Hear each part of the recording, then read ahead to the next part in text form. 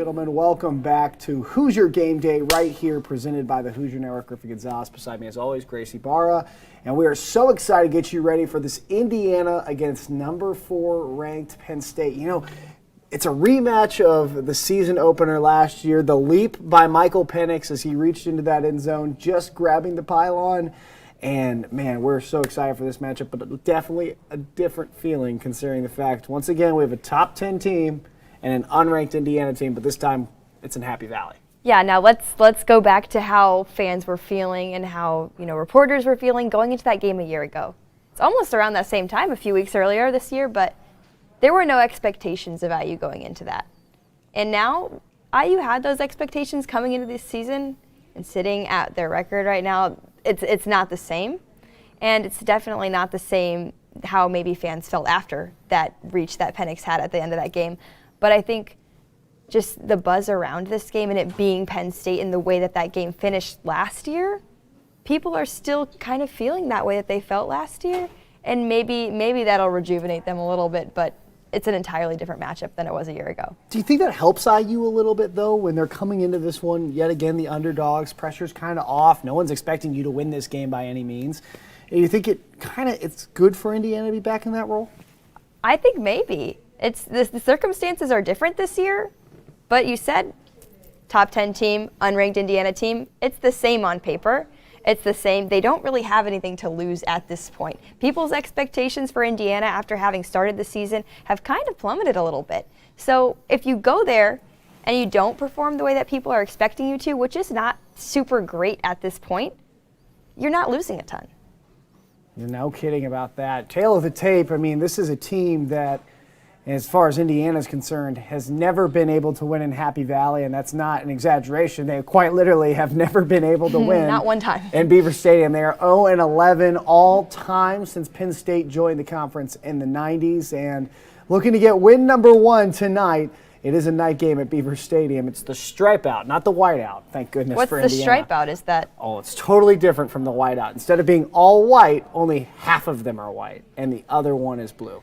Do you think that the seating arrangements have to get? It's part of it, yes. Okay. I think they send out an email, and you're like, hey, you're sitting in this section, you're blue.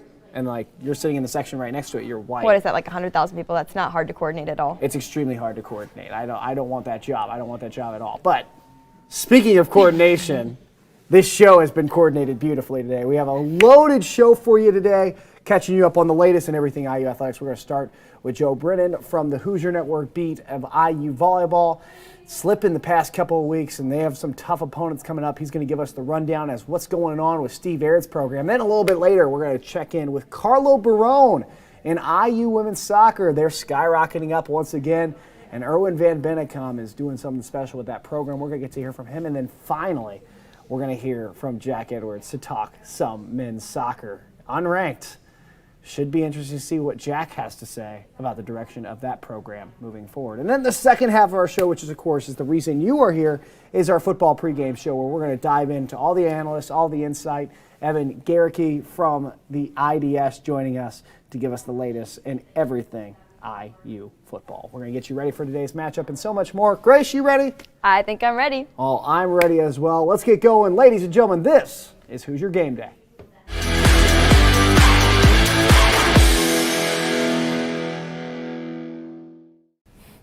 And welcome back. Joe Brennan, official guy for the IU volleyball beat. Joe, thanks for joining us. I guess this team has kind of begun its challenging Big Ten play, and losses are starting to rack up because of that. What have you seen in the past week from IU volleyball? So IU volleyball has gotten into their conference play, as you said. They got off with a great start, sweeping Michigan State, but they've taken a 2-game losing skid against number 7 Purdue and then number 8 Ohio State on the road. Obviously, those are very tough matchups. They had Michigan State on Friday and then Purdue on Saturday. Coach Aird said that he came out with a game plan that just wasn't up to par, and he took a lot of that blame for that loss. And then against Ohio State, I mean, that's a tough ball club to play against, and they have looked fantastic all year. They're really starting to get into a groove and a rhythm, starting to get rolling. So for IU, they really just need to get that chemistry going, really understand that this is a unit that hasn't played together a whole lot. It's a lot of transfers. It's a lot of younger girls that are sophomores and freshmen starting to make an impact. And they've had some injuries in that starting lineup, and Aaron has mentioned that they are not deep enough to the point where they can afford an injury on that team. So, Joe, what is going wrong for the Hoosiers on the floor? I would say a big thing is that they have a freshman setter right now in Cameron Hayworth, and she's doing a fantastic job serving. She's one of the best servers in the entire Big Ten. Coming into Ohio State, she was averaging .43 aces per set, which is 5th in the Big Ten. But as a setter, she's the main setter for that team right now, and being a freshman, and you're the quarterback of that offense if you're the setter, and she really hasn't gotten her feet set yet, and her role hasn't really been defined yet. So she's getting there, making progress. Coach Aaron is liking what he sees. Hopefully, they'll get the ball rolling in the right direction. Joe, I want to ask you this. When you look at the season as a whole, kind of a two-party here, what do you see happening as best-case scenario for this team moving forward and worst-case scenario for this team moving forward? I would say best-case scenario, Indiana finishes 500 overall. Finishing 500 in the Big Ten would be ridiculous. That would be a huge plus for the Hoosiers, but doesn't seem like they're there yet. I would say a realistic goal for the Hoosiers this year would be shooting for that 500 mark, but they didn't do fantastic in preseason, took a couple losses to out-of-conference opponents like Georgia Tech, Oklahoma, even Chicago State. So a few losses set them back, but hopefully they'll get things going in the right direction. Joe, thank you so much. Hopefully volleyball can turn things around, but now it's time to move over to the pitch and talk women's soccer with the Hoosier Network's Carlo Barone. I want to give a massive credit to them about their ability to change on the fly. We played 3 systems today. I don't think there's any team in the country that is more flexible than this team, and that's just a mindset. Obviously it's easy to play one system and play that the whole time, and their ability to change in and out, and that last change gave us all the momentum, the pressure on the ball. We had the ball, scored 2 goals. So full credit, not to us because I had it wrong, but fully to them. And you know, being a flexible team has obviously worked for them thus far this season, and now we have Carlo Barone, HN's finest, talking to us about women's soccer. And Carlo, can you just take us through what this last week has been like for the program? Yeah, so they had a tough loss against Michigan State. They really came alive the second half, and I actually thought they were going to tie the game up in the last 10 minutes or so. They got a lot of shots on goal, so they played better then. And they come out against Illinois. They let up an early goal. Nothing's working for them. Come out in the second half, they're an entirely different team. They scored 2 goals back-to-back in the late part of the second half, and they prevailed to win 2-1 against Illinois, which was a game they cannot lose because they're one of those teams that's not one at the top of the Big Ten, but they're kind of trying to get there. So the Gimmies, the teams that are at the lower end of the conference, they need to win those games, and they did so by coming back down 1-0 to win 2-1 on Thursday. So 8-2-1 on the year, a season that I don't think anyone was expecting Erwin Van Bennekom's squad to have, but by gosh, here we are, and they have looked on fire lately. I guess for you, when you look at this team, what's the mood with them? Are they shocked? Are they surprised? Or are they just still trying to rally their emotions to get the next win? I wouldn't necessarily say they're shocked, but they are a confident group, especially as of late. You saw it at the end of non-conference play. You really feel that they were confident going into Big Ten play, and I mean, they have so far. They're 2-1, and then they have 2 tough games this week. They have one against Ohio State, and then they host number 17 Michigan on Sunday. It's going to be a good marker to see how good they actually are because those are 2 really good teams. They both have 7 wins. Michigan's undefeated. Ohio State only has 1 loss, so playing those teams is going to be a good marker to see where they're at. But they are a confident bunch, let me tell you. You said these big matchups coming up. Where do you think the Hoosiers need to improve the most if they want to come out of these with dubs? They need to start hot because they didn't against Illinois and they almost blew the game. So they need to. You've seen in the wins they've had, the confident wins, they've come out and they've scored a goal in the first 10, 20 minutes of the game. And then when they're playing with the lead, they're better. They're better, so much better playing with the lead than not. They're just a more confident group. They take more risk, and it's worked out for them overall. So I think if they come out hot. And it's more on the offense and defense because their defense is fine. Jamie Gerstenberg's a great goalie. They've played stellar defense all year, a lot of shutouts. But it's about the offense coming out and not starting slow and coming out strong. All right, I got to ask. Avery Lockwood, Melanie Forbes, you just mentioned Gerstenberg. There's a lot of talent on this roster for Indiana right now. Who would you say is going to be the player to watch for the next few years? Who's got the most talent to take this team to the next level? It's easily Jordan Levy. She's one of the leaders in the team in goals. She's honestly one of the leaders in the team, I think. Obviously, I'm not on the team, but I've watched them. You can see her making plays and just giving other people opportunities that she that she has, but now defenses are adjusting to her ability to score goals, so she's making plays. I think she's going to be the leader of this team, if she's not already, for years to come. Thank you, Carlo. We've heard about a team that is beating their expectations that were set for them at the beginning of the season. Now I think it's time to move on to a team that is maybe not reaching those expectations. Let's take a look at men's soccer coming up with Jack Edwards here.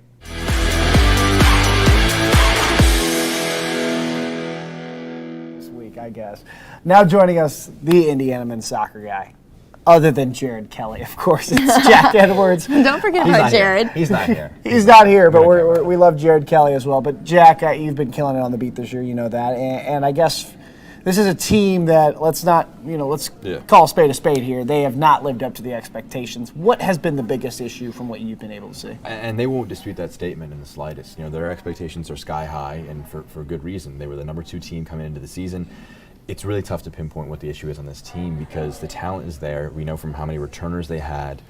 They haven't changed the system too drastically. They brought in 3 freshmen, yes, but really to me, it seems like a lack of motivation. It seems like there's a cohesion that is just not currently with the team. I don't know what changes about that. I think that just changes with time. So I think that's always a scary thing when you're saying, oh, it'll improve itself over time, it'll fix itself eventually. That's always a worrying thing to try and pin that onto the future. But I am optimistic that this team over time into Big Ten play, you saw it in the contrast from their Rutgers loss to the 2 matches after that they both won, there was a serious uptick in motivation and performance. So they are prone to the occasional drop in level, especially against Creighton and Rutgers, those 2 defeats in the season. So, it's tough to pinpoint. Defensively, they haven't been where they're at, but I think that there definitely is a lot of room for improvement, which isn't the worst thing to happen, so early on in the season. Now, from being ranked number 1 at one point to falling out of the rankings now, just being around the team and interviews and all of that, can you sense the mood surrounding this program and it kind of explain how the feelings are? Yeah, I don't know how much they'll care about the fact that they're unranked, because I don't know how much they cared when they were ranked number 1. I believe we had a debate on this a few weeks back about how much the rankings actually matter so early on in the season. And literally, you look at the 3 polls. The United Coaches poll, which is the official poll that they use, they're unranked. But in the Top Drawer Soccer poll, they're 12th. And in a USA Today poll, they're 21st, I think. So there is a serious disparity. They're all over. Between 12th in the nation, like 30th in the nation, and 21st. So it's so hard to gauge. Even if you're 8 matches into the season, there's so much variance in how this team can perform and will perform. So in terms of their mood, I don't think they really care, if I'm being quite honest. That there has been no indication. And that is because they're very well media trained. They're not going to they're not going to admit publicly that they are not happy with how they're playing or how they're performing. But associate head coach Robeson saying in a tweet that there's much more to come from this team. They're not anywhere close to playing their best soccer, and that's to come in the next few weeks. So yes, they'll make use it as I don't know what it's called, the bulletin board material. I think that might be what it's called? They'll use it as that kind of material. Jack, you wrote a great piece about the Indiana defense earlier this week. He doesn't just do camera stuff, guys. He is also typing away, doing some great feature work. Be sure to check him out at thehoosiernetwork.com. But Jack, you wrote a great piece. I was just wondering, for those people who might haven't read it yet, why should they read it, and what kind of information is given out in there? If you can give us a little sneak peek. Basically, the whole essence of it is that IU conceded 6 goals all of last season, 16 matches.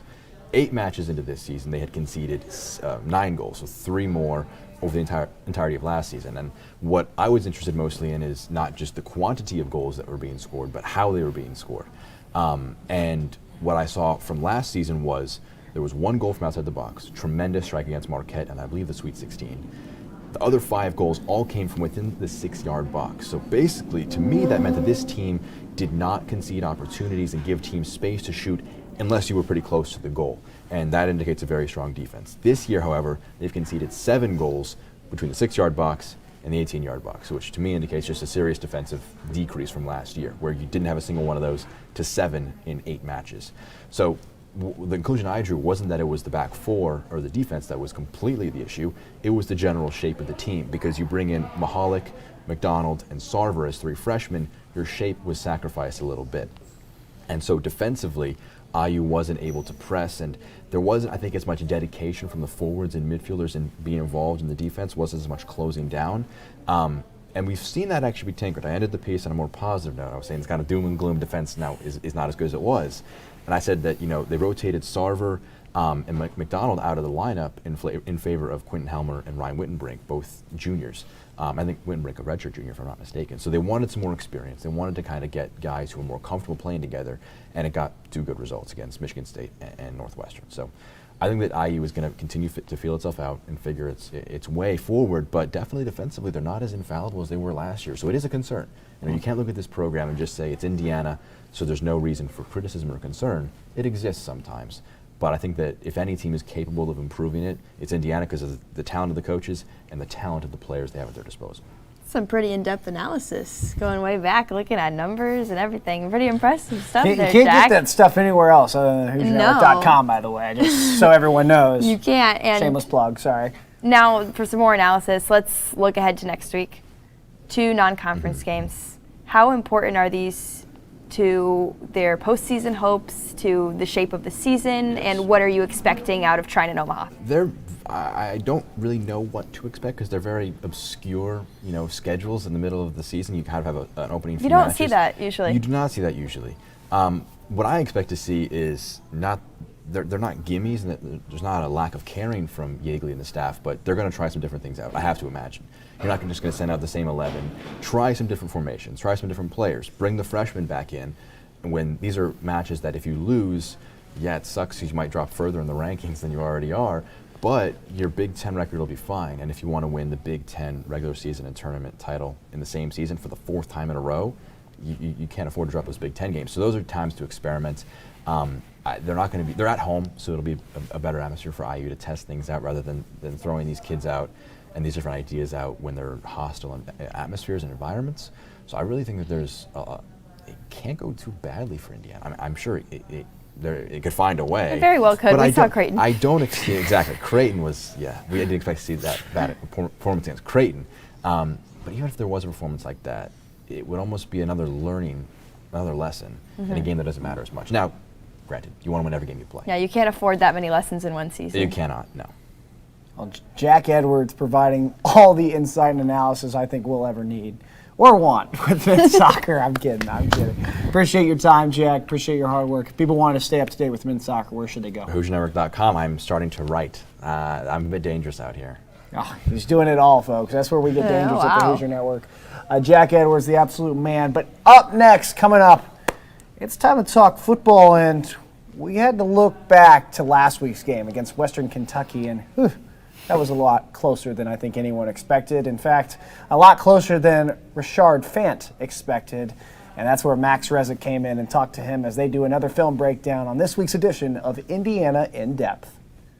What's up, everyone? Welcome into another edition of Indiana In Depth. This week, we're going to be taking a look at Indiana's 33-31 victory over Western Kentucky. But first, I got to welcome in my co-host, Richard Fant. How you doing this week, Richard? I'm good, Max. Excited. The Hoosiers got a well-needed W. Looked good. Penix played well. So, yeah, I'm excited to dive into this one. Yeah, and we talked about this a little bit before we started recording. There weren't too many big plays in this one. So this week, I really wanted to kind of dive into some nitty-gritty plays, I guess. So we're going to be talking a lot about some of the niche moments in football. So let's jump right in. The first one that we're going to look at is going to be kind of a broken play a little bit in a sense. If you see here, there's a lot of communication going on the defense. And then on the offensive side of the ball, you got a low snap. And then Penix looks a bit confused as to where Carr is. So any idea, just kind of jumping right into things, what the defense is so upset about? Defense thought this should have been a penalty. Obviously, Hendershot and Ty Freifogel moved, but neither of them went forward. So there's no penalty right there. The commentator actually came back later and said that if you were watching the game. So I think this is a great example, one, of Penix and the offense staying calm, getting set. Obviously, this whole play, the snap is low, and Penix grabs it off the ground with one hand, which is great coordination. Probably coaches would rather him not do that, but he had to, salvage the play, and him and Carr just figuring it out, and Carr converting a big third down. It was great blocking up front, even with the broken play. And so Yeah, a little hectic from the beginning, but the guys, just staying calm, understanding this is a key third down, and converting when need to, no matter how it got done. So, taking it a bit more general here, what goes into communicating on a defense? I think, obviously, I always like to say a lot of defenses starts with your linebackers and safety. Linebackers communicating the call, what they see, getting the D line set up in the right fronts, in the right gaps, and then also the safety making sure that the secondaries and tracking that they're in tune with the linebacker. So, I mean, that communication is key. A lack of communication usually leads to a lot of mistakes, guys not in the right place and bust on the defensive side. And so, that's one thing I think every team knows. If I can have good communication, get set up, I have a chance for success. I'm not saying that I will stop them. The offense is going to have a better call for the defense we're in, but at least we give ourselves a chance to be successful by being in the right fronts, having lined up, knowing our keys, having everybody understand that we're in a cover 2 or we're in a cover 1 or whatever the defense that is called is in. And we'll talk about that communication a bit with our last play of the episode here. But my last question for this play, how do offenses salvage a broken play? Example, like in this play, it was a bad snap. Is it a free-for-all, or do you try and go back to the original play? It's different and it's tricky because you've seen times where offenses that play with Penix, offenses have tried to salvage it and they go completely wrong. But I think the one good thing from that last play was just that the offensive line blocked well. And so they gave Penix and Carr time to get it together back there. And sometimes I will say for a defense, broken plays are the hardest because you can be in the right gaps initially. And then that mess up gave them time to find an open hole or open gap or threw you off. And so right here, yeah, they just did a great job of staying calm, which I think is the key. If you can stay calm and relax, not stressed, and Penix looked like nothing went wrong that whole play in his body language, but they were able to kind of get it done. All right, so we'll move straight into our next play here. Bailey Zappi, the quarterback for Western Kentucky, just completes one to Dalvin Smith, who's going to walk right into the end zone. What happened on the defense here that led to that wide open wide receiver? Yeah, it's really hard, as we talked about earlier, miscommunication. It's hard to see exactly what they're in, but from the way I'm looking at it, they're in a man. At least you got Brian Fitzgerald, Raheem, and Reese. And, when I look at it right here, I'm seeing the second wide receiver and third wide receiver. So when we talk about wide receivers and we say, well, number 1, number 2, we start counting from the outside in. So the number 2 wide receiver and 3 wide receiver are a little close. And it looks like Brian Fitzgerald and Raheem Lane have those 2 and 3 respectively. So right here, I think as a secondary, what they should have did was played a little inside out, which just means right here, if with the first receiver to go in, Raheem would take, since he's the most inside guy, and Bryant would take the outside guy, which means he would have had this tight end number 3 receiver going on this wheel route. But as you see, a lot of miscommunication. It looks like Micah was kind of looking at that looking at that running back, trying to key him, see if he was going to come out, which he did, and he had him. So I think there was a miscommunication in the secondary, which I believe just would have been easy if they would have just kind of relaxed. But that Western Kentucky team was going fast, so miscommunications happen. It is a great play call by their OC, who I have to give a shout out to. He did a great job all game long with the play calling. But right here, yeah, just a miscommunication in the back end is what it looks like to me. Anything that the offense did in terms of route drawing up, like the route tree for this play that made it successful? So right here, you have a post dig concept from 1 and 2 with the wheel route for number 3. A great job. You kind of get guys running into each other. You get a lot of confusion. If you're not locked into your keys, don't have the proper call in the secondary, it just makes it hard for you to get the guys. So if you see Raheem Lane, it's almost to the hash, and he has to get all the way over top and meet the number 3 receiver running that wheel, which is hard to do, pretty impossible with all the traffic. So that's why right here, I know the secondary coach is probably telling them what you all should have did was get a little in-out call, which basically would have passed number 2 to Raheem. It would have run that dig, would have went right into Raheem, and then Bryant could have stayed where he's at initially and took this wheel route. He'd have been right there. And obviously Reese stays on that post route by number 1. So I think something easy fixed. They probably fixed it real quick on the sideline, but obviously coming out of halftime, Western Kentucky having momentum, moving quick with the, fast-paced game plan that they had. Makes it hard kind of to communicate all of that.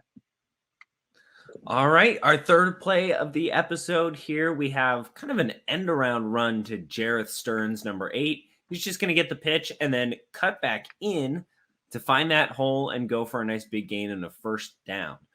So what was successful on this play in your opinion? Oh man, I'll say first off, like I said earlier, Western Kentucky's offensive coordinator, man, what a great play call. Obviously, offenses are evolving, but right here you see their slot receiver motion over. So right there, what's key about offenses, they want to get your eyes moving all over the place, get you confused. And right here, it's a great job of executing. You have the slot coming over and then coming back for the end around.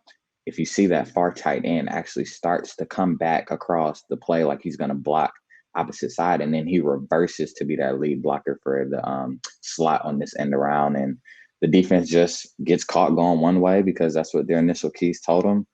Western Kentucky did a great job picking up blocks here, blocking out, and Western Kentucky gets a 15, 20-yard gain on a great play. But the good thing, I will say, Indiana defense were able to get the stop, not let this turn into a big explosive play, and you live to fight another down so you can get a stop. So we've seen some horizontal type plays like a screen pass called on for Indiana, and those don't always work out so well for our team. But what in this situation made it successful for Western Kentucky? Was it that kind of disguising that you talked about, or what made this one successful for Western Kentucky? Man, I just say a great play call. I mean, you don't see this from a lot of teams with the tight end coming like he's rocking back to block and then reversing to be the lead blocker for the end around. I mean, there's probably something where coaches will be like, if you read your keys, you know he's going. But it's hard because if you look, that guard is pulling. So initially you may think, okay, they're pulling this way, the run's coming this way. But with the tight end blocking back, it's just a great play call. I mean, a lot of actions. I don't know if it's an option for the quarterback to hand this ball off, depending on what he reads. I doubt it. I think this was the end around the whole time. But yeah, it's just great execution, timely play calling. Probably saw that throughout the game when they ran the initial run play. Indiana was playing it well and decided to add on this end around to pick up a key first down and a big play for them. And how can a defense adjust to something like this where you have a play that looks originally like it's going to go up the middle? What could the defense have done to adjust to this? I think this guy's having to kind of just make a play. Obviously, noticing it a little early. If you see both Cam and Micah, it took them a little time to really recognize, like, oh, this isn't a run to me, to our side. It's an end around. And so they both got sucked in, and right there you lose your linebackers. So now the safeties and corners have to make this play. But I think it starts also with Marcelino Ball. As soon as he sees that slot go back, yelling, end around or reverse, reverse, reverse, to let people know it's coming back. It's not coming to me. And so next time, which they're not going to run this often, that was the one time I think they ran it for the rest of the game. And that's what usually happens. You bank on getting a key and big play. A lot of times they hope for a touchdown. But that's why I said Indiana did a great job stopping it for a 15-yard gain, not letting it go for a touchdown or a 30, 40-yard gain. So the next play that we're going to look at here, Michael Penix is just going to complete a nice short pass to Ty Freifogel. There's not much more to it. So the first question that I wanted to ask, anything that happened pre-snap that showed Penix that he had to move quickly and get this ball out? Yeah, I think initially when you see right now, and I think it's just, the more you play football, you notice it, but Penix probably knows right now, 3rd and 5, you got the safety coming up. It's cover one right here. I see a man scheme. So he knows they have an RPO call. So right now he's reading it. He knows he's most likely looking and like, okay, I'm probably going to hit Freifogel on a slant. And so that's what he does. Obviously, this play successful, one good route and read by Penix. At the same time, I think that defensive back for Western Kentucky, I mean, his play, he's sitting at the yard marker. So it's 3rd and 5. He's sitting at the sticks. He shouldn't move. He should sit there. Maybe I wouldn't even take a step back because you give that space to complete a tough pass. But I am, as an RPO option, I want to know if Penix, and I don't know this, but if he already had his mind made up, because he could have also, looks like, handed the Carr, and Carr might have been able to get the first down, but in the end, he made the right choice by reading it and throwing it, pitch and catch, good 10-yard gain to Freifogel to pick up a key first down in the 4th quarter to keep the drive alive. And you mentioned the RPO run play option. That's just kind of where the quarterback has the option to either hand it off or do a quick pass. The quarterback has to make that decision so quick. Is there anything that he looks for right away to make that decision? Yeah, so with the run pass option, first off, a lot of times they go read the defense. Kind of sometimes the coverage they get will let them know. Imagine if a team is playing a cover three, right, or dropping people back playing. You may say like, hey, you know what? I only have 4 or 5 in the box. We outnumber them. Let's get the run. Or you may say, okay, I got 1-on-1 with the safety playing off of number 2, which is Freifogel. I got the slant wide open. Well, and that's what he did right there. So it's kind of just knowing the defense that's coming. Sometimes they're reading it in, obviously, to know which they want to do. And I think in this sense, he probably had both available, but he did make ultimately the right call, not only because it was a first down, but when you just look at everything, the whole picture, completing that pass to Freifogel was a great call and a great route. And I think we should definitely get a shout out to Freifogel. Obviously, wasn't a perfect game from him, but it's still a big game. He came up big when Indiana needed him to and showed why he's the reigning Big Ten receiver of the year. Definitely. And on this play, we see the short passing game be successful.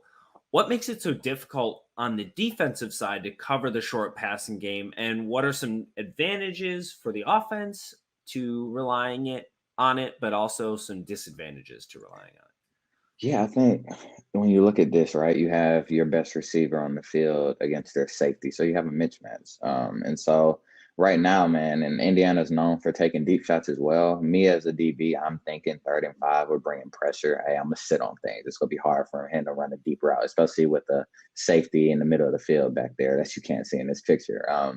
But so I think the hardest thing for defense is just being patient. I can see right now, the guy guarding Freifogel was just nervous that, okay, he might run something deeper. But honestly, if he just sits on that, Freifogel runs right into him. He's probably able to make a pass breakup. But him not being able to be patient, him being worried about Freifogel getting past him, giving Freifogel that well-deserved respect, makes him back up a little too far, give Freifogel that space that he needs to make that catch. And I mean, it was easy from there. He good catch, completed and converted the 3rd down and kept the drive alive. And just like that, we're on our final play of the week here. Quarterback Bailey Zappi's just going to complete it to Malachi Corley on the outside. He's going to do a nice double move and then waltz right into the end zone for a touchdown. The defense is kind of scrambling here at the beginning, and this is the play I mentioned, talking about communication. Again, who gets the call on the field for the defense? Who gets that play call, and how does that get communicated to each section of the defense? Yeah, I mean, honestly, it's everybody's responsibility to get the call. Obviously, you help out your teammates, but you have a coach over there calling the plays, giving the signals. Honestly, you got multiple coaches doing it, and you know which one to look at depending on what drive you're on. So obviously so the offense isn't able to steal your signals, or other teams down the line can't watch film and steal your signals. So you never know which coach.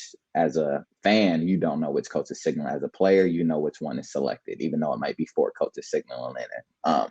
And so it's up to you to get the call. Obviously, your teammates help. A lot of times, especially if I had a go ball and I was running back and I was tired, my safety may tell me, hey, Shard, we're in cover 4 this one, or we're in man-to-man. Hey, we're blitzing, we're cover 0.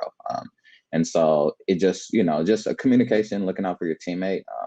I wouldn't say there's much confused. I do remember Western going fast pace, but they get lined up. And obviously, when you look right here, they bring the house. I love it. But also, what I will say, it was a great call by the OC as well, knowing that they had to get the ball out quick, which they did. But I would love for Monster Matthews right here to not only come down a little bit more, but to stay on that inside, knowing that he has no safety help. There's nobody to help him on the inside. So you want to push that receiver to out of bounds, use that as another defender to maybe even get him out of bounds before he can get the first down here. But I mean, there's a great awareness by the receiver, understanding that there's nobody in the middle of the field. So when I catch this quick out, I'm actually going to give him a little move and get back to the inside where I can score a touchdown. And is that what led to Corley being so open, the wide receiver, just not having that safety help on that side of the field? It's a man. You don't have that help. So for me, that's why I say Monster should probably walk down to the sticks. It's 3rd and 7. Sit there. He sees that quick out. You attack it inside out, that inside hip, to make sure, okay, this receiver can't turn back inside because I have no help there. and you push him out of bounds, or you make the tackle right there. Monster wasn't able to do that. He slipped. It was a great move by the Western Kentucky receiver to get inside, make a good move, and get that touchdown. And great job by the Western Kentucky quarterback, who did an amazing job all game to get this ball out quick, because it's a cover zero blitz. You see Marcelino coming off the edge, Micah coming off the middle, Cam coming off the other edge, and I love it. They got to get the ball out quick. And that's what he's able to do, and Monster's just not able to make that play this time. And at the beginning of the play, we do see that there's really no one over by this area where the ref is standing. And so that kind of led to Corley being able to just cross it right over the middle. Is that kind of why the middle was left so wide open, or was this designed to be that way, like you mentioned with the cover zero man, where it's just Devon Matthews has to make that play? Yeah, it covers zero. Zero means there is no help. As you see, Raheem Lane is in man-to-man on the number 2 receiver to the far side. Monster, the other safety, is on the number 2 receiver to this near side to us. And you see Marcelino's blitzing, which they picked up quick. They must have known this cover zero early and identified it. And just, it's nobody in there. So you got to attack the inside out. Monster overran it once that receiver caught the ball. And I know the coaches are telling them right here, you know what? I'm not even upset with your alignment on this. I'm upset and disappointed in the attack you took. You went to that far shoulder to get over top. Just attack it inside out. Be able to come down, make that tackle, use that sideline if he is able to get a step on you to push him out. And you eliminate it from being a touchdown to just maybe they get a first down. Or honestly, you may make a big stop. A Monster will lay the wood. He's a great tackler 9 times out of 10. And so I believe that if he had been able to take the right route and correct route, he would have been able to make this tackle. All right, so that's going to do it for us this week. Thank you so much again for tuning in. I'm Max Resnick-Tewinkle, and thanks again, Rashard Fant, for joining us. We'll see y'all next week. Yep, see you next week. Thank you, Max. Thank you so much to Max Resnick for that awesome Indiana in-depth with Rashard Fant, giving us all the film breakdown we could ever ask for. I mean, absolutely. I watch those and I just feel like I know. I'm in the film room with Tom Allen sometimes. It's great stuff, yeah. They're awesome. Yeah. Tyler Tashman. There, he got it. I got we it. are week 5, what week Griffin is it? got it. Week 5. Okay. We made it. Still not getting it on the podcast, but I didn't think we'd be here, but we have made it. Tyler Tashman joining the show now. He is our beat reporter for Indiana football. And Tyler, I guess last week when you look at that Western Kentucky game, what was your biggest takeaway that you watched? Well, from a positive perspective is that Mike Penix really seemed like he got in a rhythm kind of for the first time all season. And he took criticism from the Cincinnati game for the 3 turnovers, and that's certainly going to overshadow the steps that he did make. But I think that starting in that Cincinnati game, he was starting to throw the ball down the field more effectively, and we saw that carry over into the Western Kentucky game. And I mean, the offensive line for a majority of the game did a good job of giving him some time and space, and he looked like he was kind of just chilling back there in the pocket, just slinging it around. And the thing that stuck out to me also about his performance was that he was getting the ball to a wide variety of guys. I think all 3 of the tight ends on the depth chart had a catch, tons of receivers. He got Miles Marshall involved later in the third quarter, which I think certainly is a good sign for Indiana, especially now with DJ Matthews out, and that was probably a huge loss, obviously. But I think for me, the biggest kind of positive takeaway, you can look at a whole bunch of different storylines from that game, but is that he just looked a lot more comfortable, a lot more in rhythm. Now, one of the heroes in that game was kicker Charles Campbell, and in that situation, 4 field goals, but awesome for him. Do you want those field goals? You need you'd rather get in the end zone. How do you think the mood was after that, not being able to convert in the red zone and having to settle for those 3 points? Yeah, it's concerning to me because one of the big things against Cincinnati was Indiana wasn't able to punch it in and get any points. 3 trips to the red zone, 3 times they had 0 points, weren't even able to get a field goal.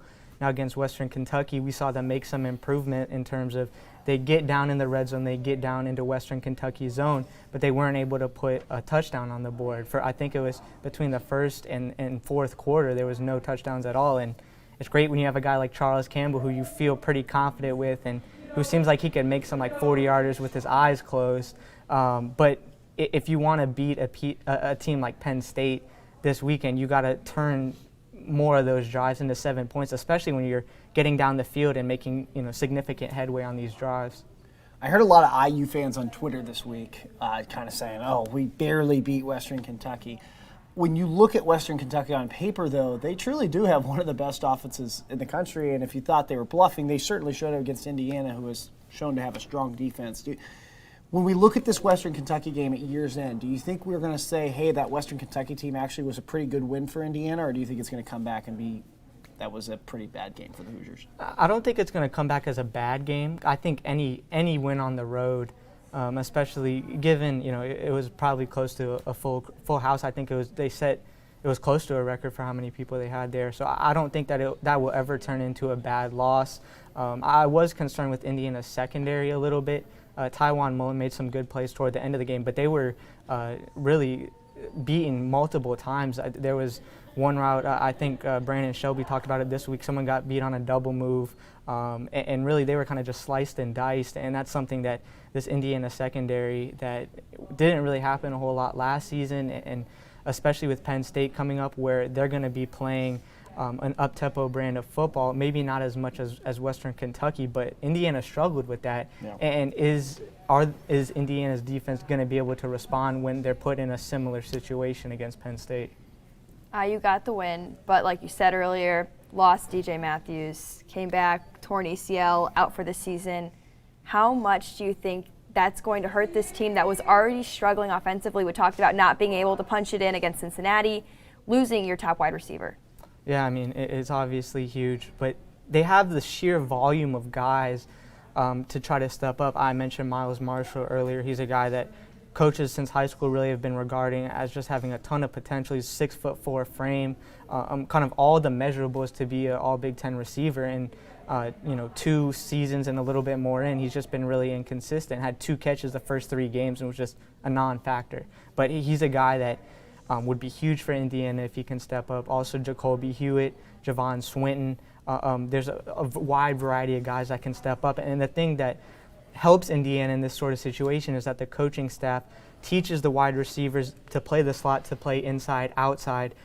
So if someone does go down, like DJ Matthews, who mostly plays the slot, all these other receivers know what that position entails and kind of the schematic side to it, so you can mix and match a ton of different guys. So from that standpoint, Indiana kind of has some flexibility in trying to fill that hole.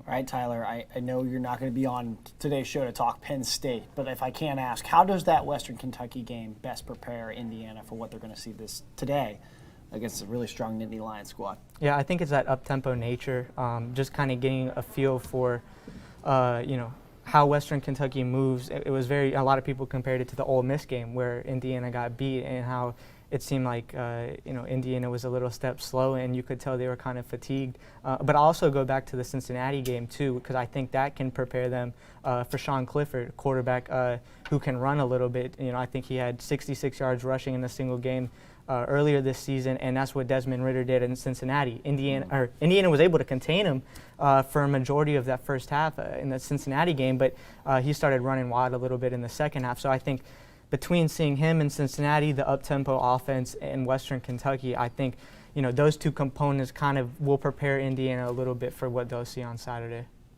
All right, Tyler Tashman joining us. Tyler, thanks so much for your time. Hey, if people want to stay up to date with your work for IU football, your coverage this weekend, they should go where? HoosierNet.com. Is it .net? Is it net? It's HoosierNetwork.com. HoosierNetwork.com. I'm glad to get that clarified now. Also on Twitter at Tyler_T15. I can't remember his last name. He can't remember our website. Hey, so it's we're even now. We're even now. Yeah. We're even. Tyler Tashman, absolutely legend here at the Hoosier Network. We're excited to have him and excited to see what he produces this weekend. But speaking of excitement, the tailgates will not be outside Memorial Stadium this week. They'll be outside Penn State Stadium. But the last time they were outside Memorial Stadium, they were something else. Let's take a look. All right, we're back. Bloomington better than ever. All I see is the news, and I'm going to be in it, so what's up? What are we taking for? Yeah. All right, take 2. Welcome back to Bloomington, ladies and gentlemen. This is as good as it gets. Tailgate Talks, finally, 2 years in the waiting. Let's go check out how Hoosiers are feeling pregame. What we got going on here? We got the longest setup I've ever seen. Oh, well, you have the football field. That's obvious. Then you get into dessert, but down at the far end, you start coming this way, and we have the chicken wings, we have the brats, we have the hot dogs, we have it all. Okay, let's check it out. Let's because I heard chicken wings and I'm a fan. So, okay, awesome. What kind of chicken wings? Do we cook these ourselves? This is my thing. This is her thing. Remember you told me He's trying to take credit for you. Yeah, he's not. Okay. What we got going on here? This is all the food prep. All the kids came from college, so they eat all of our food. Here you got 2 TVs over there. Why even go into the game? This is the best seat in the house right here. Only half of us go into the game. The other half stay out here and watch it on TV. It's great. How long have you guys been here tailgating? We have been tailgating at IU for over 30 years. Wow. And what's the best part about tailgating at IU? The kids. I love it when the kids come by. We intentionally set up here right by the gate where the kids have to walk by us. And then we feed them food and water. Do you have kids at IU? I do not. You do not. Have you had kids at IU? I have not. You guys want to be on TV? Yes. Okay, we can make it. Broadcast journalism major? Yes. I'm a journalism major. Nice. I'm a finance major. Nice to meet you. I'm nothing. Hi guys, I'm Dylan. I'm reporting here from the football stadium. I love you guys so much. You are the best. Wait, let me see. Welcome back to Indiana. How can I help you? My name is Claudia. I'm a finance major. So today we are here. We're at the tailgate stadium. It's pretty lit, right? Would you say it's pretty lit? I would say it's pretty lit. We're here. We're at the Idaho game. We're popping off. We're having a great time. All right. So I just need to give you guys a fair warning for those of you watching at home right now. We're about to wander into the tailgate fields. We usually don't go there because of how risky it is, but this year we're pushing tailgate talks to the limits. Let's go cautiously. Oh, no, sir. This is me. I'm Nicholas Madrid. Why are you holding a stick? Because this is my sidearm as a sheriff in this town. Ladies and gentlemen, I'm from New Austin, Texas. Just hanging out, maybe. That's what we do out here. You guys are coming up on me. Give me some space. I'm the most responsible person. I don't trust this man. I'm ready. I'm ready. Hi, my name is Jill. And go Hoosiers, baby! Just hold it up. There. Oh. That's basically the same thing, folks. Yeah, but if you give me like 10 seconds, that's it. How's Bloomington been treating y'all? Oh, great, except my daughter's giving me seltzers to drink. I'm ready for a bourbon. Sir, it is the thing now, though. Yeah, I know. But I get it. I understand. How about you? How you having? Great, except my daughter's got me carrying her drinks and didn't bring any for me. These daughters at Phi Mu, I don't know what they're doing here. And finally, sir, you're drinking the hard seltzer too. Yeah, my daughter left me alone, but I don't mind the Vizzy. I get none of the calories and all the booze. It's outstanding. The Evans Scholars. I'm calling Cap. No, I'm not even kidding. Actually? Wags, how did we all come to college? What are we? Evans Scholars, baby. Actually, I'm not even kidding. I believe you now. You can check me.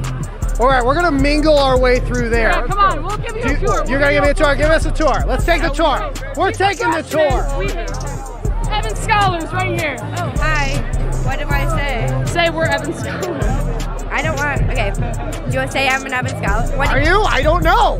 I might actually. I don't feel like we should say. They're not Evans Scholars. They're lying to us. They're lying to us. Scott, you were Raven. Let's rave, baby. Let's rave. Yes. There we go. There we go. There we go. There we go. Hey, hey, hey, hey, hey,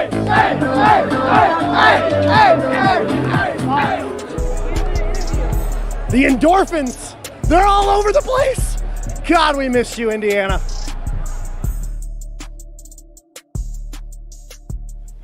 Griffin, looks like you had a lot of fun last week. No, like 2 weeks ago now in the tailgating fields, right? It's always a good time in the tailgating fields, Grace. You know Yeah. this. It's always fun. And can we expect you out in the tailgating fields, Penn State? Considering this is a pre-recorded show, I guarantee you I'm actually out there right now. I hope Griffin in 2 days is having a lot of fun. Yeah, Griffin will be having lots of fun. Now we're shifting our topic over to Penn State, and we have Evan Gerke from the Indiana Daily Student and Jack Ankeny of the Hoosier Net. Let's talk Penn State. What do you guys have to say about this team just overall? Yeah, I think Penn State, obviously the number 4 in the nation. It's a team that's going to have a lot to play for, not only to keep that ranking, but they've got a lot of anger biting over from last year after what happened. Penn State's a good team. They've got a lot to play for, and I think it's going to be an interesting matchup with Indiana this week. You say anger. I remember seeing a video of a Penn State fan like punching the TV last year after that call. Yeah, I talked to one of the Daily Collegiate reporters, the Penn State student newspaper. He said that picture of Penix reaching for the pylon has been circulating on their Twitter for over a week now, even before their game against Villanova. Sheesh. I argue it's been circulating on IU Twitter for a year now. That's true. Yeah. Jack, let me go here with you for this next one. Sean Clifford, Jahan Dotson, just a few names on this Penn State team that are just going to light up the scoreboard, or at least going to try to against this Indiana defense on Saturday.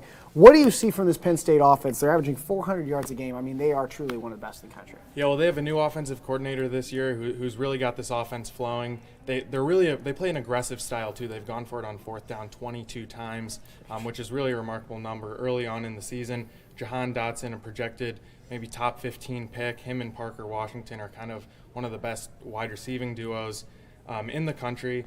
They kind of go by committee in terms of running backs, so a lot of guys to look out for in terms of stopping the running game. Sean Clifford, we saw last year against Indiana, have a lot of success with his feet more so than through the air. But this year, only 4 incompletions against Auburn in the whiteout game, so he's really clicking this year. So it's going to be a tough test for Indiana. Now, Evan, let's shift over to defense here. This is a Penn State defense that has allowed, I think, half the points that Indiana's defense has. And it's an Indiana offense that hasn't got off to the greatest start on the season. How do you see them squaring up against the Nittany Lions? Well, it's not a great matchup on paper for sure, especially with what the Indiana offenses look like this year. And that's not something we exactly expected when we came into the season. We knew Indiana's defense was good. We thought the offense was going to get a lot better and be more on par with what it was at last year. And it has not been that so far this year. A little bit of a revival against Western Kentucky. But Western Kentucky is not Penn State. This is definitely going to be a much more difficult matchup of the offense. Michael Penix needs to get into a rhythm early, something he didn't do last year against Penn State. He only had 52 yards through 3 quarters and then kind of caught on fire at the end. He needs to get that fourth quarter overtime energy a lot earlier this week if Indiana wants to compete against a defense as good as Penn State's. And Jack, I mean, Indiana's defense has been the lifeblood of this team since Tom Allen became the head coach. If Indiana has any chance in this game, it has to come down to defense, right? Yeah, and I think a topic I wrote about this week was that Tywan Mullen versus Jahan Dotson matchup, 2 potential All-Americans facing off this week. I think, Tom Allen said that they're hopeful that Jalen Williams can play this week. He entered concussion protocol last year, but the secondary is really going to have to be on point. Reese Taylor, Devon Matthews kind of playing as a unit, more so like we saw last year, forcing a lot of takeaways. That necessarily hasn't been the truth this year for the Indiana defense, but definitely going to have to force some takeaways against Penn State. Now, let's talk atmosphere. Really big thing out there. Griffin, what did you say? It was the stripe. It's not a whiteout. It's a stripe out. Stripe out, which obviously takes some coordination. Hopefully it looks good here soon, but what are you expecting from this crowd? How do you think Indiana is going to react to playing in an atmosphere like this? Because they haven't really been in that after, Iowa, but this is a night game under the lights. We got the stripes going. Yeah, it's going to be intense. The stripes are, from the pictures I've seen of previous years, they do look cool. You can't even argue against that. So I think it's going to be a fun game to watch for fans. For the Indiana team, it's going to be a very intense atmosphere to try and play under. They've been trying to simulate that loud noise this week. Villanova, before the game against Penn State last week, was using leaf blowers to try to simulate how loud it was going to be. Leaf blowers. I wonder how many. How many does it take to simulate? I would have to imagine a lot. And Villanova said it actually prepared them pretty well. But Villanova is not Indiana. There's going to be a lot more fans. Early this week, I believe there's only like 4,000 tickets left for the game. So there's going to be well over 100,000 people at Beaver Stadium to watch them play Indiana with a lot of anger, a lot to talk about, a lot to yell at. So hopefully Indiana can get settled early. Their accounts aren't thrown off like they have been in the past. I think back to the Indiana-Michigan game last year. There are no fans, but Indiana did a really good job of drawing Michigan off sides. If Indiana's got to deal with that crowd noise, it's really going to affect play calling and getting those plays started. Yeah, that atmosphere, I know we saw it a few years ago, pre-COVID, it's hard to put into words just how loud that place can get, Beaver Stadium. It's truly one of the best atmospheres in college football and sports in general. Jack, I want to go here with you. We're going to start off our close here by asking, if Indiana wins this game, it will be because blank. How are you going to answer that question? Then we're going to go to Evan after and see what he has to say. Right. I think it's pretty simple. I think Michael Penix needs to have by far his best game of the season. We saw some promise from him against Western Kentucky, probably his best game to date against the Hilltoppers, but he's got to get off to a quick start. We've seen him kind of struggle early on during games. I think finding that rhythm early on, spreading the ball around. Tyler talked earlier about losing DJ Matthews. I think that kind of just enhances everyone else's role. Peyton Hendershot, Ty Freifogel, just the whole variety of receivers. I think we need to see an A-plus game from Michael Penix. Evan? I think you got to shut down the passing game. Sean Clifford's been playing way too well this year. You got to really control him. And their run game is not as good as their passing game. If you can force Penn State to run the ball a lot more, they're not going to be able to pick up big yards and chunks, not going to get those explosive plays that much, and really kind of create a defensive stance for Indiana that's going to be able to hold back Penn State, keep Dotson from getting the ball, keep Clifford from going off, and create a chance to get more pressure on the quarterback, create some turnovers, and get the ball back to that offense. Now continuing with the close here, these teams are in two different spots coming into this game. What is at stake for Penn State if they lose to Indiana, and then what is at stake for Indiana if they're able to pull it off at Beaver Stadium?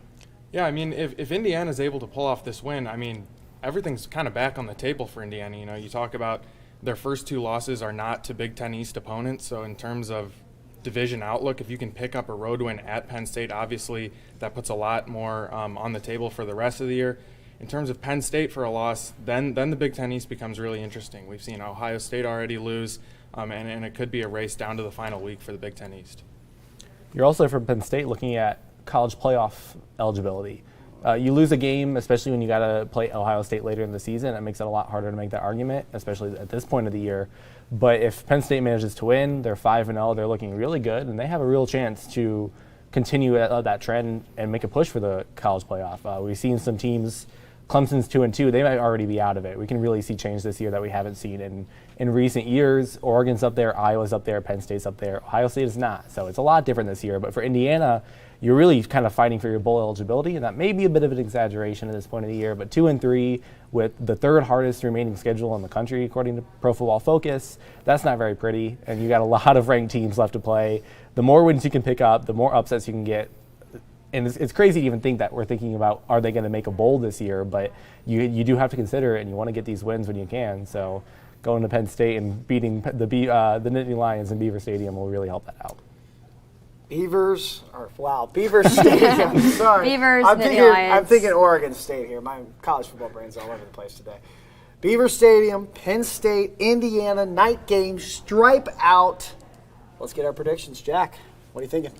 Yeah, I think Penn State's just too talented in a variety of ways.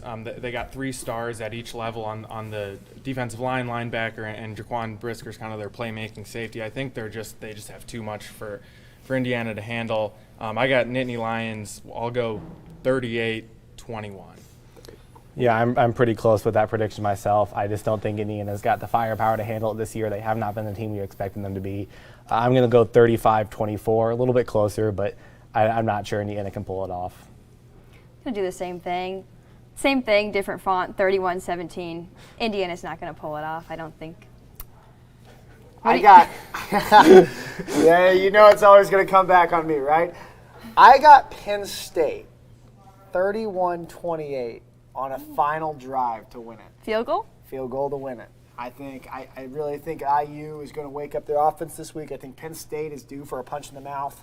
And I think it's going to be a pretty good Big Ten showdown. So definitely going to be fun to watch. Indiana, Penn State, minutes away from kicking off. Turn off Twitter, turn off us, by golly, and go watch a good old-fashioned Hoosier game day. We'll see you later.